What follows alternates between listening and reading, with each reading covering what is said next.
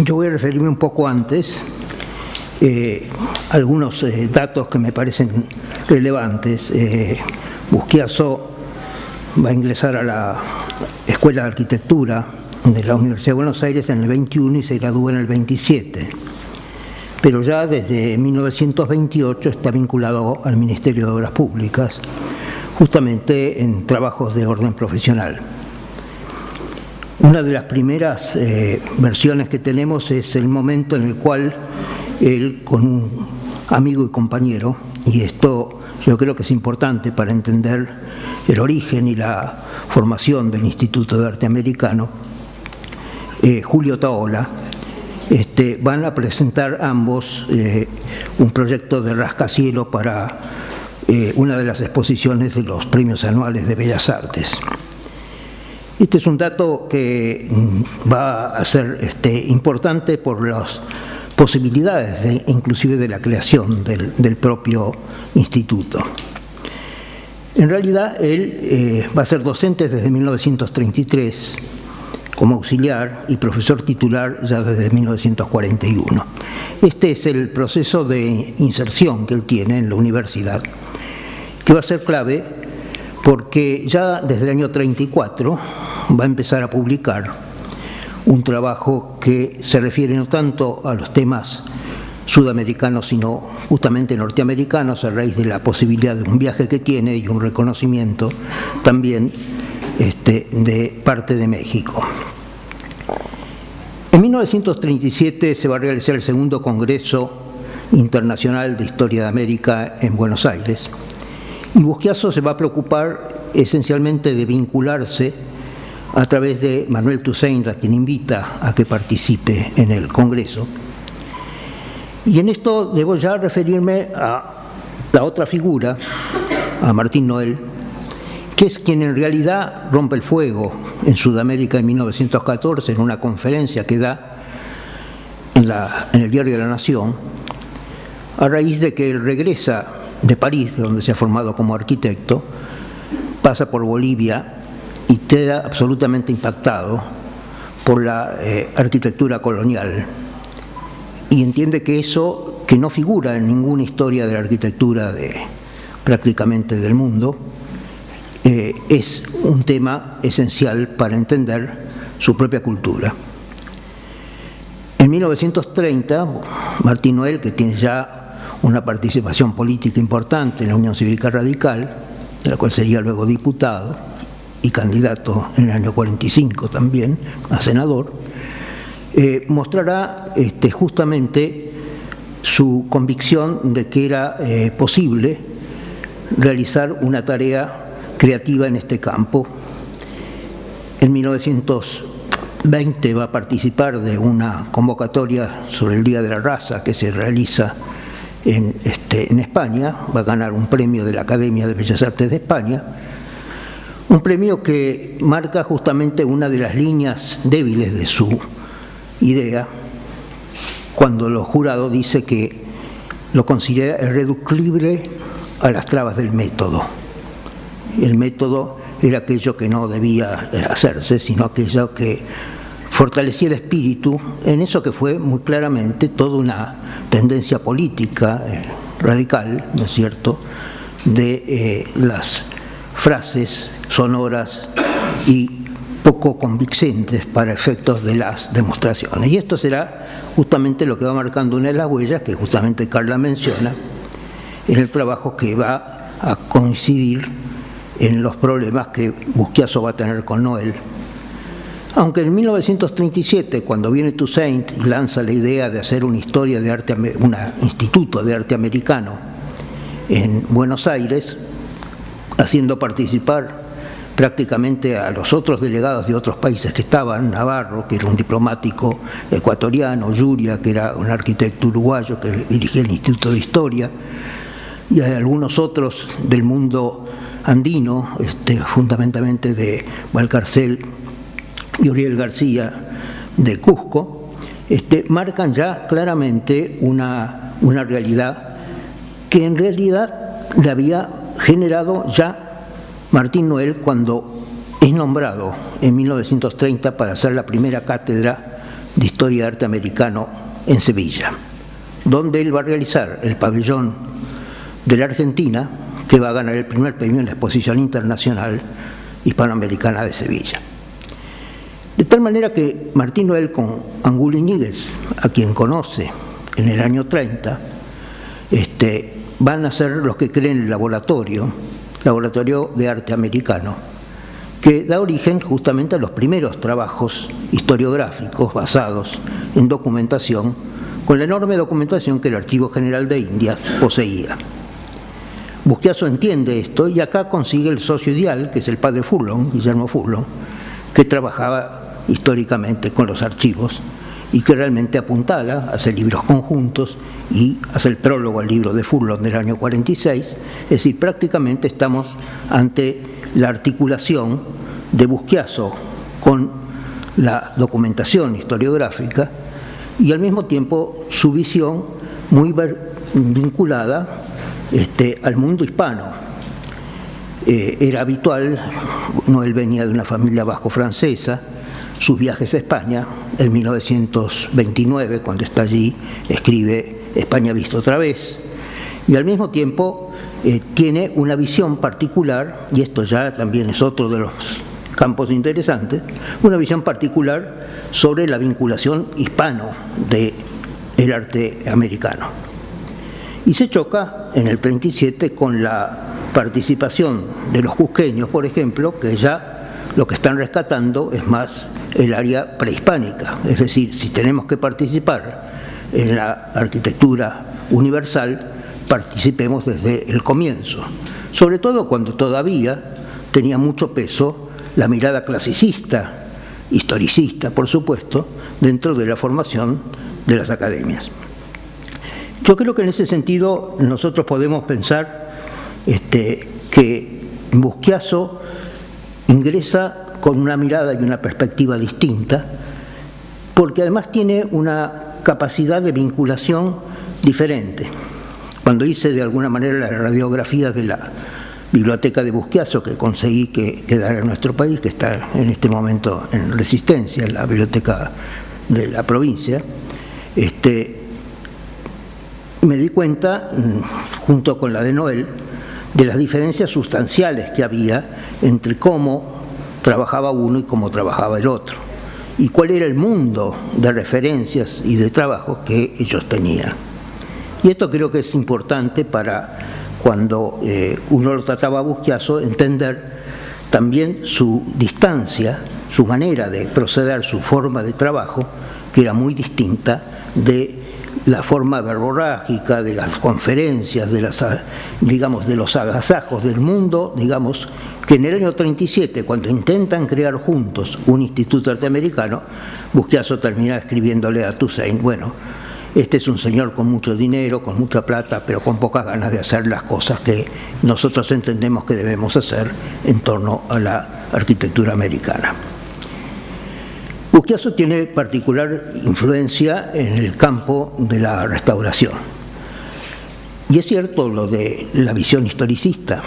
pero también trae unos problemas que nosotros podemos hoy verificar con los criterios acerca de lo que significaba la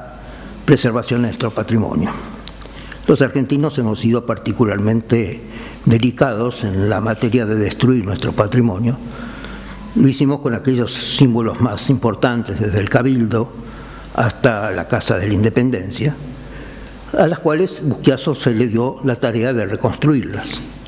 Una desde los cimientos, de la nada, y la otra se le dio por reconstruirla con lo que quedaba, bajándole las dimensiones, trayendo elementos de otras partes, es decir, algo que todavía, cuando no habían criterios, pautas, discusiones, más o menos aceptadas universalmente, eran claras de que podía ser una réplica tan valiosa como el propio patrimonio. Es más, en el año 37, Busquiazo propone demoler la fachada de la Catedral de Buenos Aires y construir la fachada del siglo XVIII que había aparecido en el plano de la curia eclesiástica de Buenos Aires. De tal manera que este tipo de situaciones muestra muy claramente el carácter pionero que la tarea de Busquiazo va a tener. No hablo de la restauración que hace Noel, por ejemplo, que pensaba crear prácticamente 2 cabildos juntos en Luján, que quedó en proyecto, hizo simplemente la restauración de lo que había y agregó la parte del museo. Pero estamos frente a una manera de ver el patrimonio donde justamente la carencia de esa documentación como valor histórico presente era uno de los problemas más evidentes. En el año 41, Busquiazo va a conocer a Enrique Marco d'Horta, que viene desde España y es la primera persona de los investigadores españoles que trabaja sobre la arquitectura colonial americana. Estuvo todo ese año desde Colombia, donde había hecho su tesis sobre Cartagena de Indias, y la amistad con Busquiazo fue muy grande y le facilita además los contactos. Busquiazo no conocía mucho más de Argentina, pero tenía una formidable biblioteca porque se había ocupado de esto y podía estar en condiciones ya de tener un diálogo con una persona como Marco d'Horta, del cual fue un amigo directo y que realmente lo ayudó a poner en contacto en una red que le dio una dimensión sudamericana muy eficiente. Y yo creo que esto es uno de los valores más importantes que le permitieron a Busquiazo hacer lo que hizo. Es decir, trabajar sobre una metodología distinta, trabajar a partir de una mirada más amplia del continente, sin haber ido a muchos de los lugares del continente, como fue yendo justamente a partir de este primer arranque de la década del 40, contemporáneo a lo que Carla ha planteado en las dudas y las ponencias que estaba marcando en el eje de lo que trabajaba en la academia por pedido de Noel. Inclusive Busquiazo participó de la cátedra de Noel en la Facultad de Filosofía y Letras. Es decir, ya hay libros dedicados de uno al otro, fueron amigos, pero evidentemente las distancias se plantearon cuando la metodología de trabajo ya fue absolutamente distinta. Yo creo que el libro importante que Busquiazo realiza antes del 44 es el libro del 40, que la Sociedad Central de Arquitectos saca como un catálogo de la exposición de arte argentino que va a presentarse en el Congreso de la Federación Panamericana en Montevideo en el año 40. Y a partir de allí hay una tarea sistemática de ir abarcando los campos de los diversos países americanos en la tarea de investigación de Busquiazo. Ya en el año 36, en la revista Lazo, una revista de la comunidad alemana, él va publicando una serie de artículos sobre los distintos países, arquitectura boliviana, peruana, colombiana, venezolana, es decir, ya se está preocupando por ir juntando una documentación fotográfica y demás. Esto es lo que le sorprende a Toussaint. Le dice que él no podía creer que alguien tuviera en Argentina la cantidad de fotografías y la cantidad de documentación y de libros en su biblioteca que tenía Busquiazo. Esto habla muy claramente sobre cuál era, digamos, el soporte sobre el cual Busquiazo está realizando su tarea. La polémica entre Noel y Busquiazo, justamente a raíz de lo que dice Carla, es decir, la crítica que él realiza desde los anales del instituto en el año 47, va a ser decisiva en la relación de Busquiazo con la academia. Por una parte, yo quiero decirles que el instituto se crea por unas circunstancias muy específicas. Nosotros no teníamos facultad de arquitectura, éramos una escuela de arquitectura dentro de la Facultad de Ciencias Exactas y Naturales, y por lo tanto, junto con ingeniería, una escuela y otra escuela, de tal manera que esta creación del instituto era prácticamente imposible en términos de cómo se estaba gestionando la relación universitaria. En el año 43 hay una revolución, como ustedes recordarán, y en esa revolución hay un personaje que toma un papel importante que se llama Julio Tahola. El arquitecto Julio Tahola va a ser intendente, interventor de la Municipalidad de Córdoba, posteriormente va a ser decano de la Facultad de Ciencias Exactas y Naturales. Cuando es decano de la Facultad de Ciencias Exactas y Naturales, comienza su gestión con su amigo Busquiazo, y están hablando ya de algo que había intentado hacer Manuel Toussaint en el año 37 con él, y buscar la manera de hacer esto. En ese momento a Otaola lo nombran rector interventor de la universidad y nombra al arquitecto Carlos Mendioros como interventor de la Facultad de Ciencias Exactas. Y a través de Carlos Mendioros, que es otro amigo de Busquiazo, participan de una institución que en los años 40 tiene importancia, que es la Sociedad de Arquitectos Católicos. La Sociedad de Arquitectos Católicos tiene allí a varios personajes importantes: Mendioros, Previs, Sacriste, Otaola, Ricoeur, Estrada, Nazar, Dulliet, y ellos sacan una revista que se llama Estilo, sale solamente un número, pero tienen una posición muy fuerte en materia de vivienda social y participan muy activamente en propuestas de carácter social y cultural en esos 2-3 años. En el año 46, Otaola va a dar vía al proyecto del Instituto Norteamericano y va a concretar, en definitiva, esa posibilidad de realización. Y lo crea a nivel universitario, no a nivel de escuela, porque la escuela todavía no estaba creada,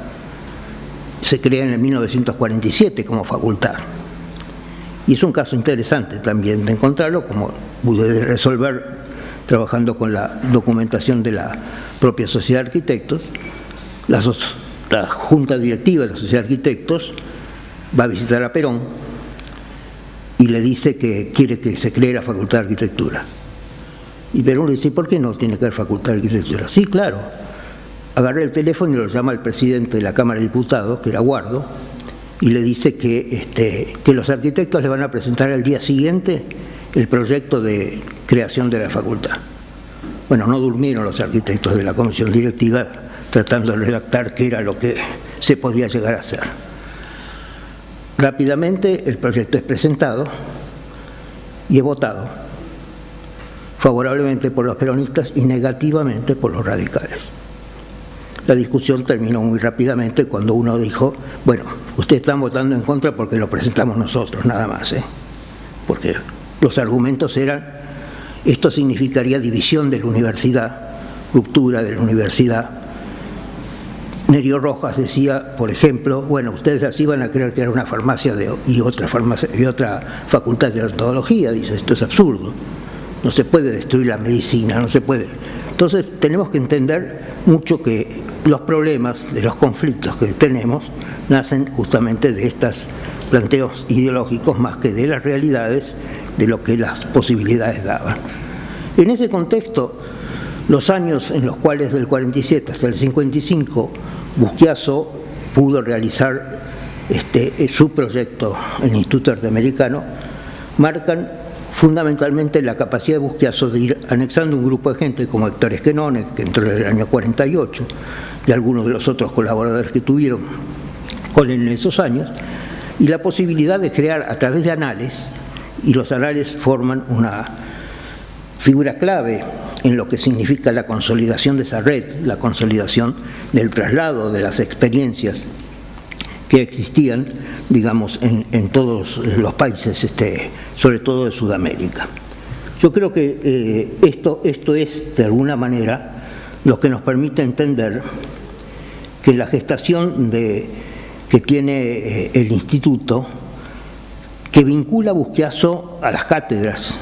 sobre todo en un periodo, yo diría, posterior al 55, ya en el 56, 57, el tema del instituto como investigación se le agrega el tema de investigación y enseñanza, y la formación. Hay una reunión en el año 57 que se realiza en Tucumán de historia de la arquitectura de los historiadores, y que marca justamente algo que es una relación distinta, un nuevo conflicto entre Buenos Aires y el interior. En Buenos Aires Busquiazo dice: yo tengo los docentes que necesito, no necesito formar más. En el interior, Tedeschi, que estaba en ese momento en Tucumán, Marina Weissman, que estaba en Córdoba, Bullrich, que estaba en Rosario, dicen, no, hay que formar docentes y por lo tanto organizan un instituto aparte,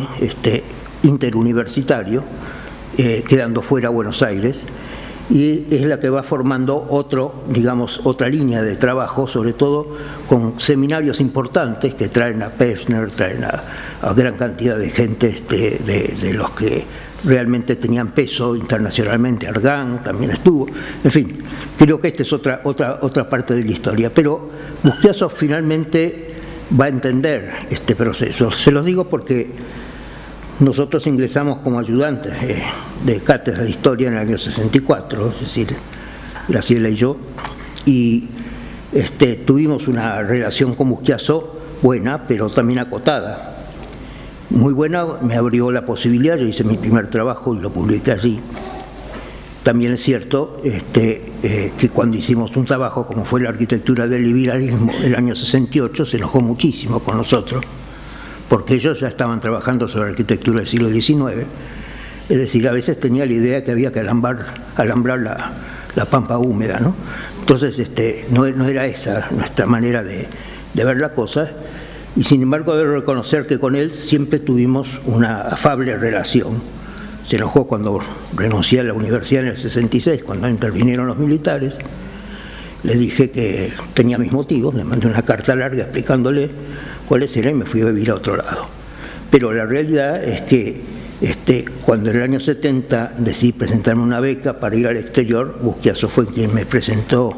me dio la firma y además me recomendó a Marco Dorta y a Antonio Bonet Correa, que fueron las personas con las cuales yo trabajé esos años en España. De tal manera que quiero decirles que tengo de él,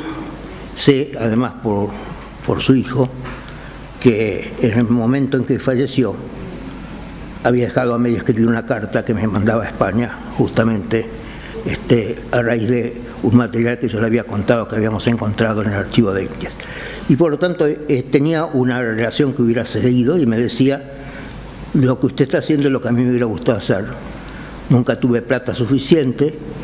ya cuando era viejo y ahora podía hacerlo, ahora estoy muy enfermo, ya no puedo. Es decir, murió ese mismo año 70 en que nosotros estábamos trabajando ya. Esa ha sido la vinculación con Busquiazo y mi agradecimiento es muy grande porque sabiendo que teníamos diferencias de ver cosas, él siempre tuvo la capacidad de escuchar, de atender y de empujarnos para que siguiéramos adelante. Muchas gracias.